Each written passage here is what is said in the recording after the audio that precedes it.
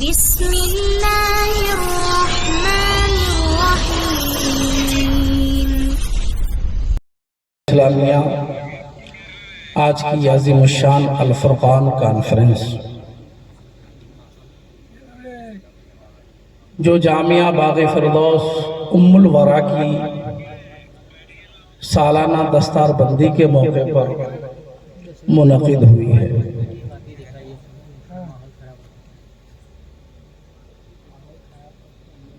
محب گرامی وقار حضرت مولانا حافظ و قاری عبد المومین برکاتی صاحب قبلہ جو بڑی خوبیوں کے حامل ہیں، ان کے کارناموں سے اہل علم و دانش بھی واقف ہیں اور عوام اہل سنت بھی واقفیت رکھتے ہیں۔ رب ذوالجلال ان کی ان خدمات کو قبول فرمائے اور اس الفرقان کانفرنس میں ملک و ملت کے نامور خطباء، شعراء، ادباء اور نظماء تشریف لائے ہوئے ہیں۔ ابھی آپ نے دیکھا کہ ادارے شریعہ پٹنہ بہار کے صدر غازی ملت خطیب الہند حضرت علامہ مولانا غلام رسول بلیابی صاحب قبلہ جلوہ گر ہیں، ان کا تعارف کرنے کی ضرورت نہیں ہے، ان کی زندگی مثل آفتاب روشن ہے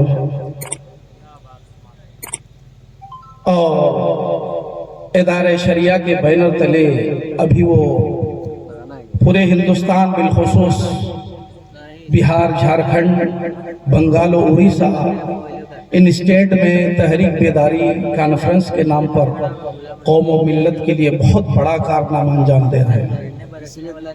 رانچی ادارے شریعہ کے ناظم حضرت علامہ مولانا قطب الدین رضوی صاحب قبلہ جو انتہائی متحرک فعال عالم دین ہے، وہ جلوہ گر ہے۔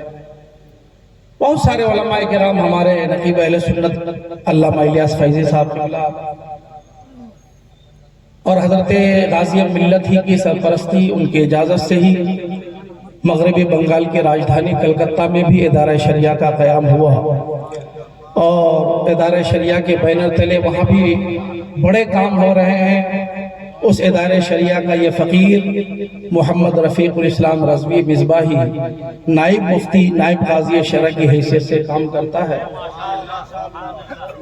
الحمدللہ بڑے اچھے انداز میں کام ہو رہے ہیں۔ ادارہ شریعہ جس تیزی کے ساتھ اپنا قدم پھیلا رہا ہے، بڑھا رہا ہے، مجھے امید ہے کہ انشاءاللہ بلیابی صاحب کی یہ محنتیں رنگ لائیں گی اور ادارہ شریعہ کے بینر تلے مسلم مسائل کا بھی حل ہوگا اور انشاءاللہ ہمارے سماجی اور ملی مسائل کا بھی حل ہوگا۔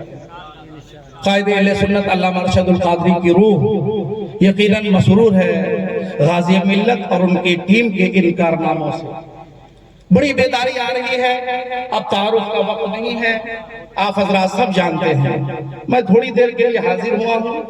محب گرامی حضرت مولانا اکبر حسین مصباحی صاحب قبلہ جو ادارہ شریعہ مغربی بنگال کے ہیڈ کوارٹر مرکزی دفتر کے قریب جو مسجد ہے ولی اللہ لین میں، اس مسجد کے خطیب و امام ہیں اور ادارہ شریعہ کے مسائل اور جو بھی انتظامات ہیں حسن و خوبی کے ساتھ وہ انجام دیتے ہیں۔ بڑے قابل عالم ہیں اور ماشاءاللہ حضرت عبد المومین صاحب قبلہ اس بات کی مبارکباد ہے کہ ایسا قابل داماد انہوں نے چنا ہے۔ ماشاءاللہ بہت متحرک عالم دین ہے۔ غرض یہ ہے کہ الحمدللہ علمی میدان میں اور دینی میدان میں ہمارے جوانوں میں بھی بیداری آ رہی ہے اور جوانوں کے ساتھ ساتھ ہماری بچیوں میں بھی علمی بیداری آ رہی ہے۔ یہ ایک خوش آئند بات ہے ہم سب کے لیے۔ کلکتہ کے سرزمین پر بھی کئی ادارے خواتین کے لیے، بچیوں کی تعلیم کے لیے بنے اور میں تو کہتا ہوں کہ زمانے میں جس قدر لڑکوں کے مدرسے اور تعلیم و تربیت کی ضرورت ہے، میں سمجھ رہا ہوں کہ اس سے کہیں زیادہ ابھی ہمیں بچیوں کی تعلیم و تربیت کی ضرورت ہے۔ ہم نے دھیان دیا، توجہ دیا لڑکوں کی تعلیم و تربیت کی طرف، بچیوں کی تعلیم و تربیت کی طرف جس قدر ہمیں دھیان دینا چاہیے تھا اس قدر دھیان نہیں دے سکے، وہاں ہم سے چپ ہوئی، اور اس چوک اور اس خطا کا اثر اور نتیجہ آپ دیکھ رہے ہیں کہ آج ہندوستان کے حالات کیسے ہیں۔ آپ کی بیٹی، ان کی بیٹی، ان کی بہن، ان کی بہن، آپ لوگ سوشل میڈیا سے جڑے ہوئے ہیں، علماء کرام سے زیادہ آپ لوگ رات یوٹیوب میں گزارتے ہیں، ٹویٹر میں گزارتے ہیں، فیس بک میں گزارتے ہیں۔ اب اندازہ کیجئے کہ مسلم بیٹیوں کا، بچیوں کا کیا حال ہے۔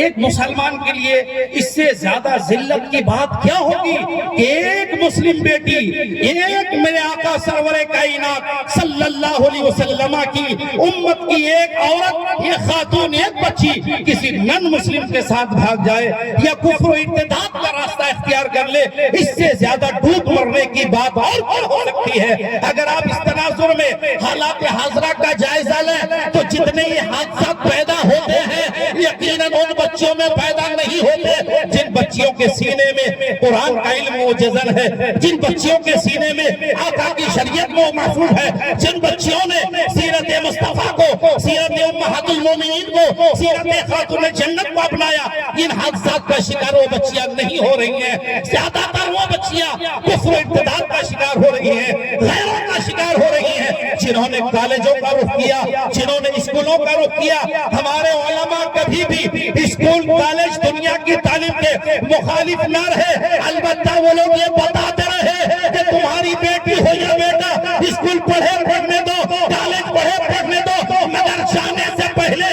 اپنے بیٹے کو ایک پکا مسلمان بنا دینا، جانے سے پہلے اپنی بچی کو سیدہ فاطمہ زہرا کا دین کنیز بنا دینا، تاکہ کالج میں جائے، اسکول میں جائے، ہر چیز سے سمجھوتا کرے، مگر اسلام کے معاملے میں، شریعت کے معاملے میں، دین کے معاملے میں وہ سمجھوتا نہ کرے، جان تو دے دے، مگر عشق مصطفیٰ کی دولت جو سینے میں چھپی ہے وہ کبھی اس سے سمجھوتا کرنے کے لیے نہ۔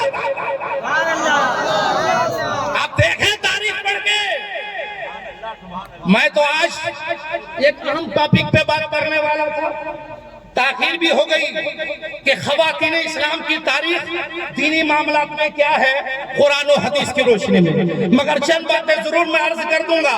مسلمانوں تم یہ مت سمجھنا کہ ہمیشہ دین کے معاملات یہ علماء، یہ مرد حضرات ہی انجام دیتے رہے، نہیں۔ دور صحابہ کی تاریخ پر میرے آقا سرور کائنات صلی اللہ علیہ وسلم نے متعدد مصلحتوں کی بنیاد پر الگ الگ موقعوں سے 11 بیویوں سے نکاح فرمایا۔ وازواجہ امہاتہم، میرے آقا کی بیویاں ہم سب کی مائیں ہیں۔ تو ان کثرت شادی میں جو حکمتیں تھیں، ان حکمتوں سے میں ایک اہم حکمت یہ بھی ہے کہ اللہ کے نبی سرور کائنات اپنی ازواج اور بیویوں کے ذریعے اسلام کے فروغ کا بڑا کام لیا کرتے۔ مثلا بلا شبہ اللہ کے نبی کی حیثیت امت میں باپ کی ہے، ان سے شرم و حیا نہیں ہے۔ پڑھیے اعلیٰ حضرت عظیم البرکت کو، فتویٰ رضویہ کو پڑھیے، دنیا کا کوئی بھی مزار ہو، کوئی بھی قبر ہو، ہم اہل سنت و جماعت مسلک اعلیٰ حضرت کے ماننے والوں کے نزدیک کسی بھی عورت کو کسی بھی مزار میں جانے کی اجازت نہیں ہے۔ اعلیٰ حضرت تو یہاں تک لکھتے ہیں اگر کوئی لڑکی، کوئی عورت اپنے گھر سے کسی مزار کے ارادے سے جائے گی تو جب تک لوٹے گی نہیں، ہر قدم پہ گناہ ہوگا، خدا کی لعنت برسے گی۔ مگر وہی اعلیٰ حضرت عظیم البرکت فتویٰ رضویہ ملتے ہیں۔ ہاں میرے آقا سرور کائنات کی بارگاہ یہ ہے کہ وہاں مرد ہو یا عورت، ہر ایک کی حاجی اعظم مندوبات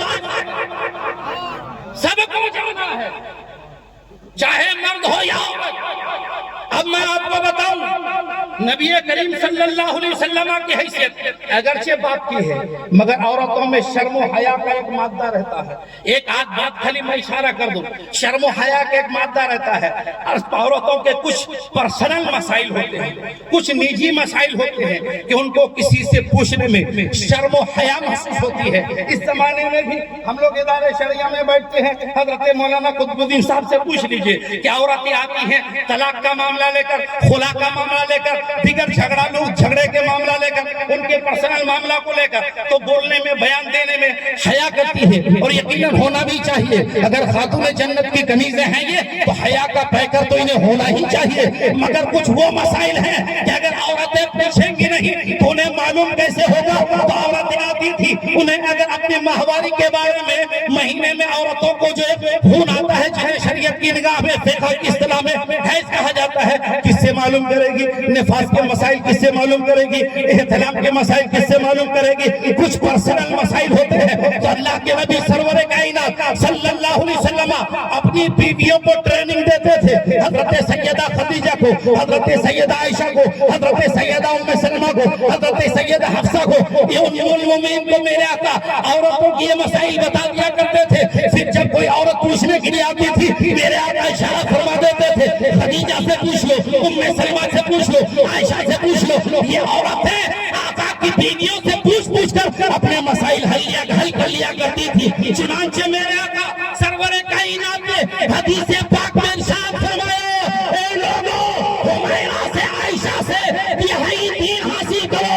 حضرت ام المومنین عائشہ صدیقہ اسلام کی وہ پہلی خاتون ہے جو باضابطہ حافظ قرآن میں پڑھی, باضابطہ مفسرہ بھی بنی, باضابطہ محدثہ بھی بنی, باضابطہ فقیہہ بھی بنی. چاروں خلفاء کے دور میں, بلکہ حضرت امیر معاویہ کے ابتدائی زمانے میں بھی اگر سب سے زیادہ کسی نے فتویٰ دیا ہے تو کوئی اور نہیں, ام المومنین عائشہ صدیقہ کی.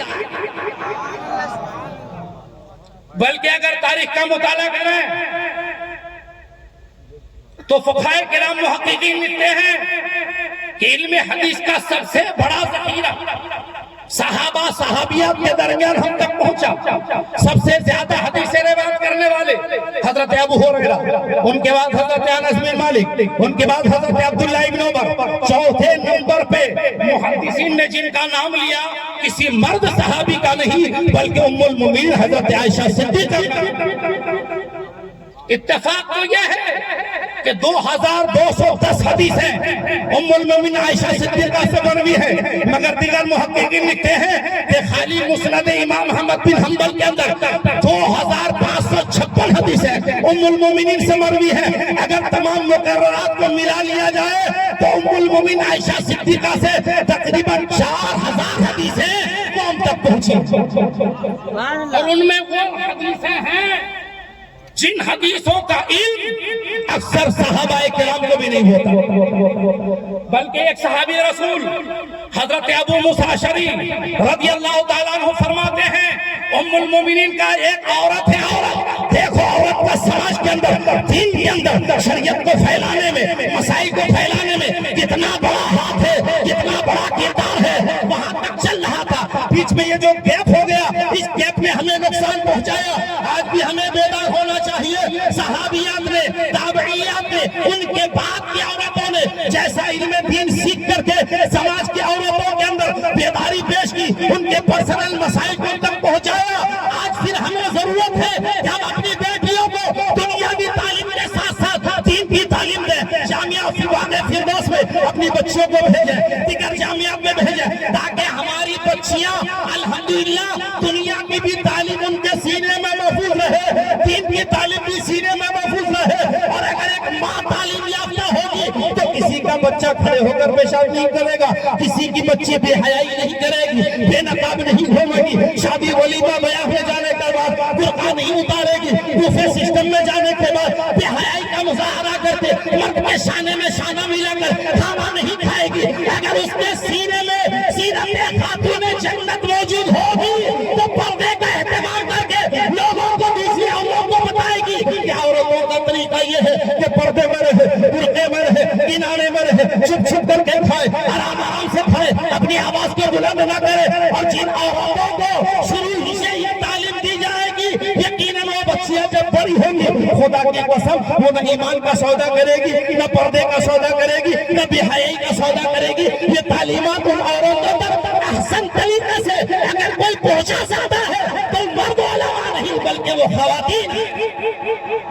مرد جلسوں میں آ رہے سن رہے ہیں، مرد مدرسوں میں پڑھ رہے ہیں، مرد جلوس میں شرکت کر رہے ہیں، عورتوں کو یہ مواقع کم میسر آتے ہیں۔ ضرورت ہے کہ ہم اپنی بیٹیوں کو مبلغہ بنائیں، عالمہ بنائیں۔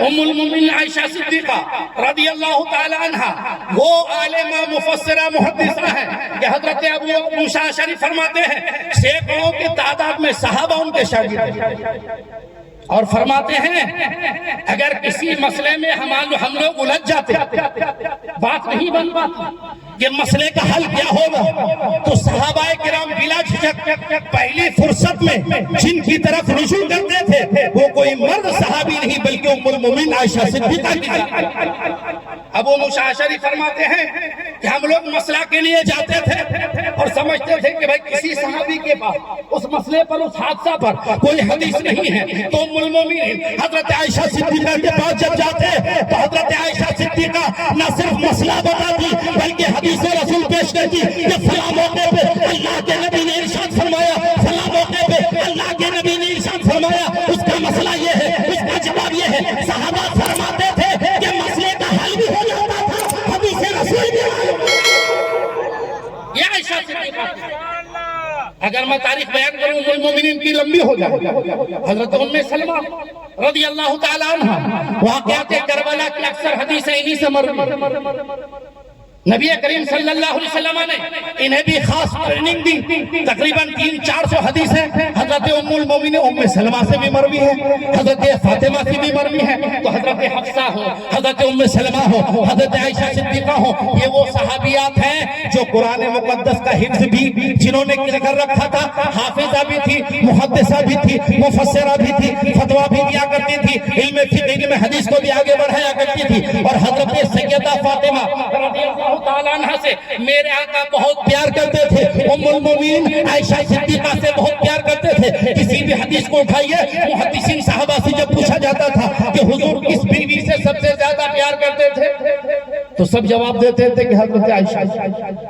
لیکن محبت کیوں کرتے تھے اس علت کو بہت کم لوگ بیان کرتے ہیں، دیگر علتیں محبت کی زیادتی کی ہیں، لیکن میری معلومات و تحقیق کے مطابق ام المومنین عائشہ صدیقہ سے اگر میرے آقا سرور کائنات نے سب سے زیادہ پیار کیا ہے تو جواب سنو۔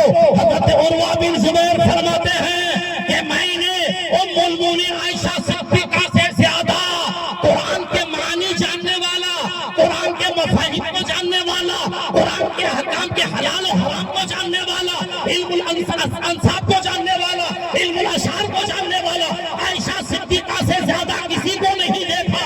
غلط یہ ہے قرآن کے معنی ام المومنین سمجھ رہی ہے، قرآن کے مفاہیم ام المومنین سمجھ رہی ہے، اور قرآن میں جو احکام حلال و حرام بیان کیے گئے ہیں وہ ام المومنین سمجھ رہی ہے۔ علم الانصاب ہو جاتی ہے، علم شعر و ادب ہو جاتی ہے، علم طب ہو جاتی ہے، علم فقہ ہو جاتی ہے۔ اور وہ بن زبیر کے اس بیان کے بعد میں یہ کہنا چاہتا ہوں کہ میرے آقا کی عائشہ صدیقہ سے وہ سب سے زیادہ محبت کرنے کی وجوہات میں اہم وجہ یہ ہے کہ وہ دین کے فروغ میں، اسلام کے فروغ میں، ازواج مطہرات میں سب سے بڑا ہاتھ ام المومنین عائشہ صدیقہ کا تھا، اس لیے میرا آقا ان سے سب سے زیادہ پیار۔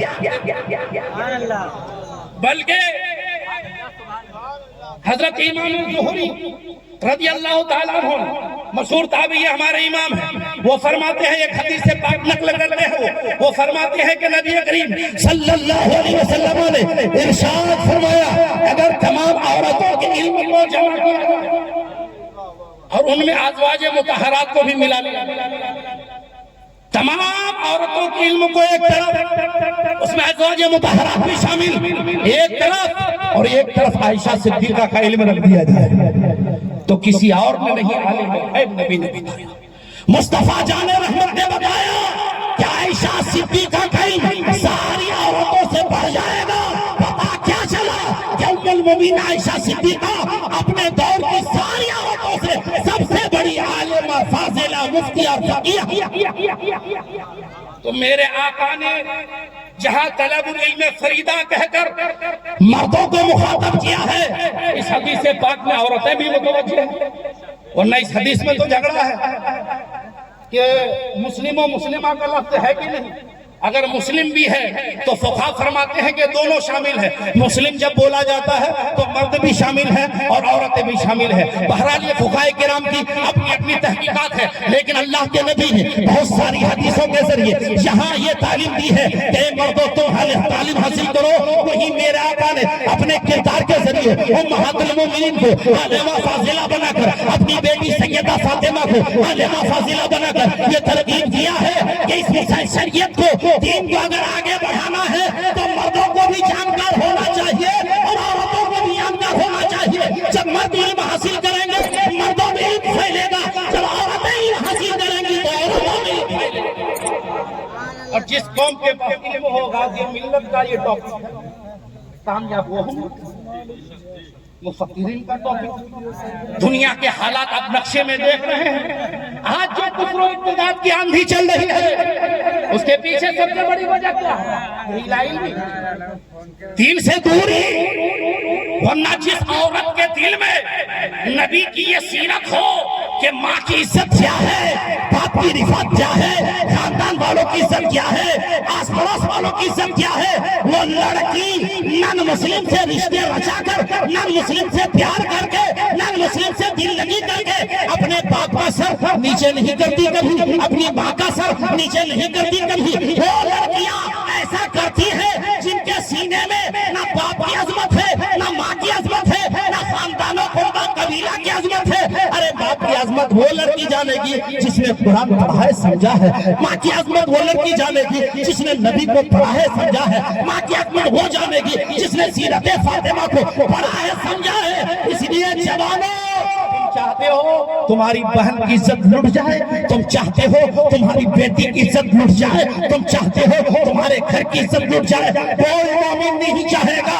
اگر نہیں چاہتے ہو تو تم پر لازم ہے اپنی بہن کو، بیٹی کو سیدہ فاطمہ کی کنیز بنا ڈالو.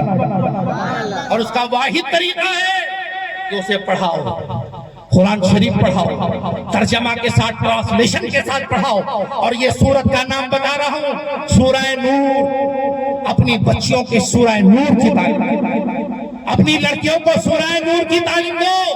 انشاءاللہ اس سورت کو آپ کی بچیاں، آپ کی بہنیں، آپ کی مائیں پڑھیں گی تو انشاءاللہ اللہ کا خوف دل میں بسے گا. بے پردگی سے دور ہوں گی، بے حیائی سے دور ہوں گی. یاد رکھنا، آپ کی بیٹی کی عزت آپ کی عزت ہے، آپ کی بہن کی عزت آپ کی عزت ہے، آپ کی ماں کی عزت آپ کی عزت ہے، آپ کی بیوی کی عزت آپ کی عزت ہے. ارے مسلمانوں، میں تو یہ کہہ رہا ہوں غیروں کا چھوڑو. آج تو ولیمہ کے نام پر، نکاح کے نام پر، تقریبات کے نام پر، یہ دیکھیے نا بلیوی صاحب نے کہا آدمی کم کیمرے زیادہ چل رہے ہیں. جب کیمرہ چل کر ویڈیوگرافی کرتے رہو گے تو تقریب کیا سنو گے، کیا سمجھو گے؟ میاں معاملہ یہی ہے کہ ہم اپنی عزت کو لے جا کر خود نیلام کر رہے ہیں. پہلے کی مائیں اور بہنیں شادی کرتے خوش ہو، بالکل گھونگھٹ پردے کے ساتھ. آج ہم تو کلکتہ میں دیکھ رہے ہیں، آپ کے جھارکھنڈ کے شادی حال میں ولیمہ کا کیا عالم. کسی ولیمہ میں شرکت کیا نہیں. حضرت کسی ولیمہ میں دعوت دیں گے، شرکت کا موقع ملے گا. ہمارے کلکتہ کا ماحول یہ ہے کہ ساری بچیاں بالکل ڈیکوریشن کر کے پون گھنٹہ 2 گھنٹہ تک ڈیکوریشن کر کے بارات حضرت نکلنا ہے. ہم لوگوں نے مہم چلائی، مجلس علماء اسلام مغرب بنگال کی، ڈی جے بند، آتش بازی بند، سب بند. پہلے کلکتہ میں بارات رات والی پہنچتی تھی 3 بجے اور 3 والی پہنچتی تھی مغرب کے وقت. بڑی پریشانی. ہم لوگوں نے مہم چلائی کہ جس بارات میں ڈی جے بجے گا، آتش بازی ہوگی، نکاح نہیں پڑھایا جائے گا. لوگ چھوٹ گئے، ارے مولویوں کا فیصلہ نکاح نہیں پڑھائے گا تو کیا ہوگا؟ اچانک ہٹاٹ مفتی صاحب، ہاں بولیے، کل عصر بعد نکاح ہوگا. میں بھی چونک گیا کہ لوگ اچانک عصر بعد کیسے نکاح کرنا شروع کر دیے. اب مولویوں کو یہ لوگوں کو بنانا چاہ رہے ہیں. اب عصر بعد نکاح بڑھا لیا، اب رات کو دھوم دھام سے نکاح بڑھا، وہ ڈی جے لے کر کے جا رہا ہے. تو ہم لوگوں نے پھر مہم چلائی میاں کہ یہ مت سمجھنا کہ ہم نے مولویوں کو دھوکہ دے دیا. تمہیں نماز کی دعوت مولوی کیوں دے رہا ہے؟ کیونکہ مولوی کو جنت سے جہنم سے بچنا ہے، انہیں تو بچنا ہی ہے. تمہیں نماز کی دعوت اس لیے دی جا رہی ہے تاکہ تم جہنم سے بچ سکو. تمہیں روزہ کی دعوت اس لیے دی جا رہی ہے تاکہ تم جہنم سے بچ سکو. تمہیں تمہاری ماں بہنوں کو پردے کی دعوت اس لیے دی جا رہی ہے کہ تمہاری ماں بہنیں جہنم سے بچ سکے. یہ مقصد نہیں मौलवी को धोखा दे दोगे तुम बच जाओगे। अरे मौलवी क्या, मौलाना का क्या नुकसान होगा उसमें? गुनाह तुम करोगे तो कुरान फरमाता है फमय्यामल मिस्काला ज़र्रतिन खैरन यरा वमय्यामल मिस्काला ज़र्रतिन शर्रन यरा। ज़र्रा बराबर गुनाह करोगे तो पाओगे, ज़र्रा बराबर नेकी करोगे तो पाओगे। ये मत समझना कि हमने इमाम को धोखा दे दिया, मौलवी को धोखा दे दिया, नहीं, तुमने अपने आप को धोखा दिया। अब उसके बाद रुक तो गया, फिर भी बारात 1 बजे 12 बजे, अब जब हॉल में एंट्री हो रही है बारात या वलीमा की महफिल है, औरतें घर से बुर्का पहन के निकल गई और जैसे शादी मैरिज हॉल के गेट में पहुंचे ऐसा लग रहा है कि वहाँ बुर्का नॉट अलाउड लिखा हुआ, सबने धड़ाधड़ बुर्का उतारा। ऐसा लग रहा है कि शादी वलीमा हॉल में अब इंसान नहीं पहुंच रहे, बस फरिश्तों की जमात आई हुई कि वहाँ बुर्का नहीं पहनना है। डेकोरेशन के साथ, फुल मेकअप के साथ, बुर्का नहीं, पर्दा नहीं। अरे किस मौलवी ने ये फतवा दिया, किस कुरान में है, किस हदीस में है? घर से रास्ते भर बुर्का पहन करके और हाल के अंदर हमारे जवान बैठे हैं, बड़े बड़े लोग बैठे हैं, वहाँ बेपर्दा। तौबा तौबा, शैतान हर जगह मौजूद होता है। इसलिए मुसलमानों, अगर तुम अपनी इज्जत खुद नीलाम करोगे तो उसका जिम्मेदार तुम खुद बनोगे। इसलिए पर्दे का एहतमाम हर जगह क्या करो, सैयदा फातिमा की सीरत तैयबा को पढ़ा करो। अस्सवाइकुल मुहर्रमा के अंदर, कंजुल उम्माल के अंदर ये हदीस पाक मौजूद है कि बातीन अर्श से मैदान महशर में एक मुनादी, एक ऐलान करने वाला ऐलान करेगा, हे महशर वालों, सरों को झुकाओ, आंखों को बंद करो। मैदान महशर में कि नफ्सी नफ्सी का आलम है, पेशेंगी का आलम है, बेबसी का आलम है। ये हुक्म ऑर्डर आ कहां से रहा है? आंखें बंद करो, सरों को झुकाओ।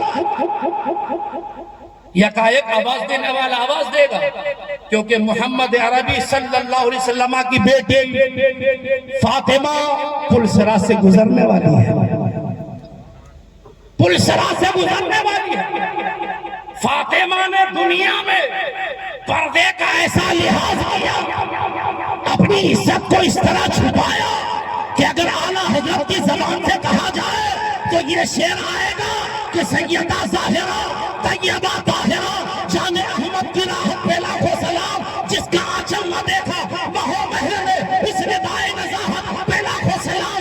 नबी की बेटी ने सैयदा फातिमा ने दुनिया में पर्दे का एहतमाम किया। अल्लाह तबारक व तआला उनकी सादा से खुश होकर मैदान महशर में फातिमा के लिए पर्दे का इंतजार फरमाया। ए महशर वालों, निगाहें बंद कर लो, सरों को झुका लो। फातिमा बिन्ते मोहम्मद पुलसरा से गुजरने वाली है। सारे महशर वाले आंखों को बंद करेंगे, सरों को झुका देंगे। सैयदा फातिमा 70,000 हूरों की झुरमुट में बिजली सी तेजी के साथ, तेजी से ज्यादा पुलसरा से गुजर जाएंगी। इस हदीस पाक से क्या मैसेज मिला कि जो दुनिया में पर्दे का एहतमाम करे, अल्लाह आखिरत में उनके लिए पर्दे का एहतमाम फरमाएगा। और पर्दा वही औरत अपनाएंगी जिसके सीने में पर्दे की तालीम। इनको मालूम ही नहीं पर्दा क्या चीज है, निकाब क्या चीज है, हिजाब क्या चीज है, शर्म और हया क्या चीज है, उन्हें क्या मालूम? अगर अपनी औरतों को, लड़कियों को सैयदा फातिमा की कनीज बनाना है तो अपने बच्चों को लाओ बाग़े फिरदौस उम्मुल वरा में दाखिला। नाम भी हजरत ने ऐसा रखा। अल्लाह ताला बाग़े फिरदौस जामिया अशरफिया का सदका जामिया को दे। जामिया बाग़े फिरदौस उम्मुल वरा मैं समझता हूँ गरीब नवाज की वालिदा का नाम है, उसकी मुनासबत से उन्होंने रखा। अगर इस्लामी खवातीन की तारीख पेश की जाए कि इस्लाम के फरोग में, दीन के फरोग में उनका कितना किरदार है, तो एक रात की कई रातें बातें की जा सकती है। गरज ये है मुसलमानों, दीन के फरोग की जिम्मेदारी जिस तरह मर्दों पर है, इसी तरह औरतों पर भी है। तो वही औरत अपना दीन को फरोग देगी, शरीयत को फरोग देगी, नबी की सुन्नतों को आम करेगी। जो कुरान समझे, हदीस समझे, दीन समझे, शरीयत समझे। अगर अपनी लड़कियों की इज्जत को बचाना है तो एक रास्ता है, अपनी बच्चियों को पढ़ाओ, दीन सिखाओ, उनकी इज्जत बच जाएगी। सुभान अल्लाह। हजरत, बड़ा अच्छा और खूबसूरत तेवर हजरत अल्लामा रफीकुल इस्लाम साहब ने अता फरमाया। अच्छी इस्लाही गुफ्तगू हो रही थी। آپ ملاحظہ فرما رہے ہیں اس وقت منبر نور پہ جھارکھنڈ